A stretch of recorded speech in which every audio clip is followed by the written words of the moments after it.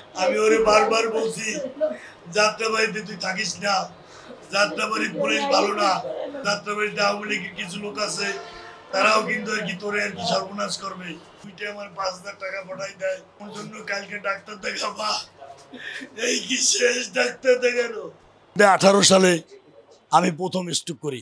Stroke করার পরে তখন ও আমাকে বলে যে আব্বু তোমাকে আমি পেনশন দিলাম, তুমি পেনশনে থাকো, তোমার আর কাজ করতে হবে না, তুমি অসুস্থ, তোমার স্ট্রোক হয়েছে। এভাবে স্ট্রোক করতে করতে 2022 পর্যন্ত আমি 4 বার স্ট্রোক করি, 3টা ব্লক আমার হাড়ে। ও আমাকে আশ্বাস দিয়েছে তোমার কিছু করতে হবে না, আল্লাহ যেভাবে খাওয়ায় আমি সেভাবে খাবো। সর্বশেষ 18 জুলাই 2024 দুপুরে কি 2টার সময় 5,000 টাকা পাঠায় ওর আম্মুর জন্য ডাক্তার দেখানোর জন্য।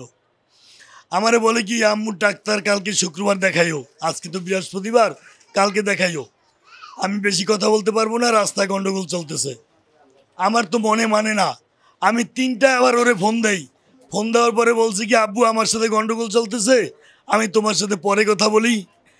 এই সুরটা আমার কানে বাজে, আব্বু আমি তোমার সাথে পরে কথা বলি, আব্বু আমি তোমার সাথে পরে কথা বলি। আমি এখনো কানে শুনি আব্বু আমি তোমার সাথে পরে কথা বলি। এই কথাটা আমাকে আর আজ পর্যন্ত কেউ ডাক দিয়ে বলে নাই আব্বু আমি তোমার সাথে পরে কথা বলি। ও ছিল ঢাকা টাইমসের সিনিয়র রিপোর্টার, ও তো কোনো অন্যায় করে নাই, ও তো কোনো দল করে নাই, ও তো বস্তুনিষ্ঠ সাংবাদিকতা প্রেরণ করছে। ওকে কেন এইভাবে পুলিশ গুলি করে ঝাঁঝরা করে ফেলেছে। আমি আপনাদের সবার কাছে মেহেদী হাসানের জন্য দোয়া চাই, ওকে যেন আল্লাহ তাআলা জান্নাতের সর্বোচ্চ স্থান জান্নাতুল ফেরদাউস নসিব করে। আজ আমার তো কেউ কিছু বলে না, আজ তো আমার আব্বু বলে কেউ ডাকে না, আমার তো আব্বু কেউ বলে না।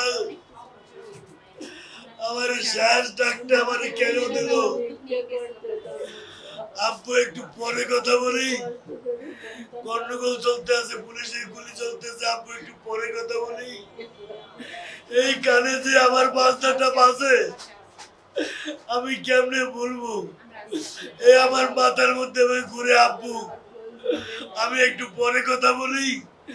আমার আব্বুটা তো আর কথা বলে নাই, ওই শেষ বানিয়েছিল আব্বু একটু পরে কথা বলি। ওই কি তার শেষ কথা? আমি কি জানতাম ওইটা তার শেষ কথা? তাহলে তো আমি বলতাম যে না আমি এখনই কথা সারিয়ে নেই।